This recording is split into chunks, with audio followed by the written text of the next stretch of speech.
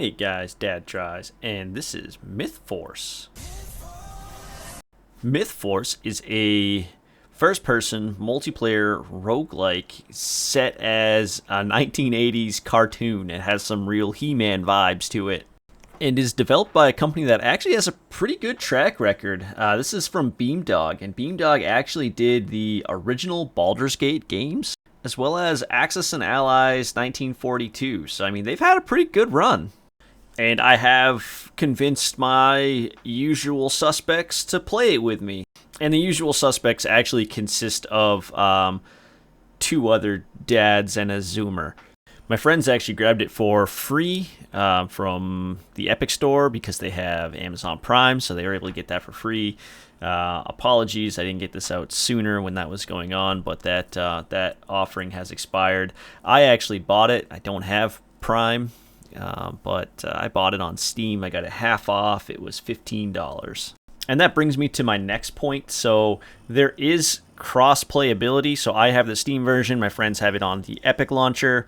You can play cross launcher like that, but there's no direct way to join. You have to actually have the host start the game, get into a lobby, make it public, and then the other folks on the other platforms can join that public game, and then you can back out and retain the party, and then when you go to embark again on your next mission, you just tick the private box. So you have to kind of collect your party. If you have less than 4, you'll want to back out and then make it a private game if you don't want a random person joining. And it does use the Epic services for its multiplayer, which is a little frustrating because it does give you some random disconnects at times, and that's a little annoying. Okay, it's really annoying because if you're playing a private game and you're playing cross-launcher, I keep wanting to say cross-platform, but it's really not cross-platform. It's cross-launcher.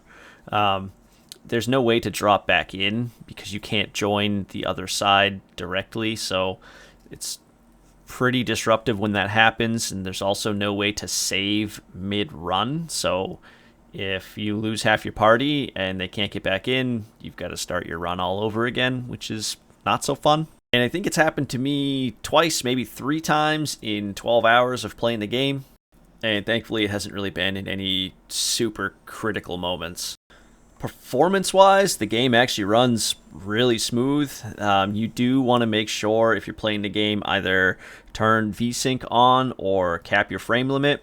I was running this on high settings, and at first I did not have either one set, and I noticed that my graphics card was at 100% utilization, so the game will run away on your graphics card. If you don't cap your FPS, it'll just keep drawing resources, so make sure you save your graphics card and either use VSync, cap your frame rate to match your monitor, whatever you gotta do, but don't let it do its own thing. Game actually runs pretty good on the Steam Deck as well. I turned the settings down to medium and playing in handheld mode. I was getting anywhere from 30 to 50 frames a second depending on the environment, but it went well. I'm really terrible when it comes to thumbsticks and the first-person shooter that it essentially is when you're using the bow, but overall, ran pretty good. The game plays like most other roguelikes, so you have a leveling system as you go through. During your run, you're going to find some items. Those are going to get dropped by either the mobs you kill, or they're going to come from chests that you open, or the pottery that's laying around. There's a couple different skins for the chests, I guess I would say, but they all pretty much do the same thing. You'll also find some potions and stuff scattered around the map for you to find. And those items do not stick with you. Those are gone at the end of your run. But there is a progression system, but the progression system is on a per character basis. So currently I'm playing Rico. For the most part, I've been maining Rico, and the power-ups that I get and the constellation upgrades that I get, the constellation is kind of where you go and spend your gems that you'll find in the run, and that's going to permanently increase things like your attack speed, your defense, your max HP, things like that, and those stick with you throughout. Also, the tier of item you can upgrade. You find glyphs. The glyphs you use to upgrade the shop. When you upgrade the shop, you can actually spend your gold then to increase the tier of the perks and items that you're offered during your runs. And again, that's solely based on the character you're playing. So if you swap to a different character that you don't play so often, your stats are going to be lowered, your constellation is going to be reset, and all of your perks are probably going to be a lower tier if you haven't spent a lot of time putting resources into those things. I do wish the game offered more weapon choices, though. I mean, depending on which character you're playing, you're only offered a small handful. They cover most of the bases. I mean, if you play Victoria, who's like the cleric, she can get a great sword. Everybody, I think, pretty much gets a bow if you want that. I think pretty much everyone gets a spell book as well. So, but there are some slight differences in the weapons that are given to each character. I think each one has probably 1 or 2 exclusive weapons, but overall, I think you get like 5 or 6 to choose from on each main character. So there's not a ton. There's only 4 characters to choose from. It's kind of limited there. I wish there was more weapon choices. The classes are very subtly true to their origins, I guess you could say. So I mean, you have Victoria, who's the knight. I mean, I keep calling her a cleric, but depending on how you build your constellation is really how your knight is going to end up being. So you can kind of spec into a tank build, but there's really no healer option, which I guess makes sense because that kind of forces you to play to the item drops and play to what's available around you. There's really no good way to heal your allies as an ability. Hawkins, the hunter, I mean, he's obviously more suited towards using his bow. He has some skills for his bow. Maggie's the mage. It's pretty straightforward. She can blink around and cast spells. And then Rico, what I've been playing, what you're seeing in the video, that's the rogue. So I use the bow a lot.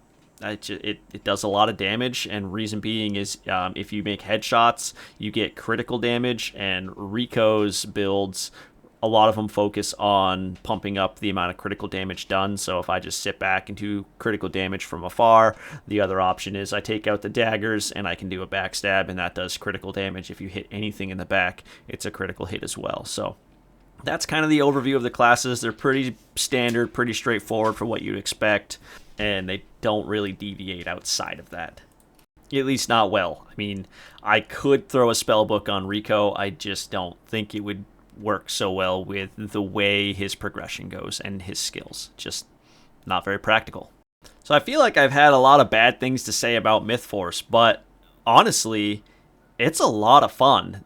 Hitting the skeletons, hitting the spore-people, the lizard folk, everything, the combat really makes the game. The combat's very satisfying. It feels like there's real weight to your weapons. It feels like you're doing a world of good every time you kill a skeleton. It plays very smooth. I really like that. The cutscenes are really good. I mean, they're corny, but it's corny in a 1980s cartoon way.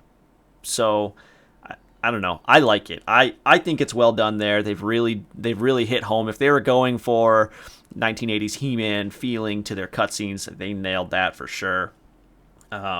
You can actually pause the game if you're playing solo, which is kind of neat. Just hit escape and it does pause it. Obviously, it won't pause your party if you're playing multiplayer, but playing by yourself, sure, you can pause it, which I think is an awesome feature. I really like that because the runs can be 30 minutes, sometimes 40 minutes long, depending on how powerful you are, how much you're struggling. If you crank the difficulty up, it takes a little bit longer, but overall, it's nice to be able to pause it. If you lose a run for whatever reason, there's more cutscenes that they kind of taunt you. I was called a myth nerd, so that actually scored some points with me. I laughed at that. And overall, I gotta say, we've been having a lot of fun. I did ask the usual suspects, and each one of them gave it a thumbs up, so that's 4 out of 4. We like the game. Granted, the 3 of them got it for free. I got it on sale for half off. That sale is still going on until July 25th, 2024. I'm sure it'll go back on sale again if you're watching this a little bit later than that. But I think on sale is got to be the ticket for this game. I mean, it came out September of 2023, so it's not quite a year old yet, but honestly, I think $15 is the right price for this game. It's not a bad game, don't get me wrong, we're having a lot of fun, but I don't think that there's 30 hours worth of gameplay in it just yet. The campaign's pretty short, the progression tree is pretty small. Yeah, you can upgrade your gems, and you could probably spend 30 hours doing that, but I don't know if I would have the attention to play this for 30 hours currently. I just think it misses the dollar per hour point that I try to get to. So if you can pick this up on sale, $15 is a great price. 30's too much. That's what I've got to say about Mythforce. I appreciate you watching. I would greatly appreciate a thumbs up, and I would more appreciate a comment. I'd like to know what you think if you've played as well. Let me know. If you've got tips and tricks, leave those in the comments too. Have a great rest of your day. Fools! You had no chance against my undead legions. Test yourselves against Hexstar again. And fail. Again.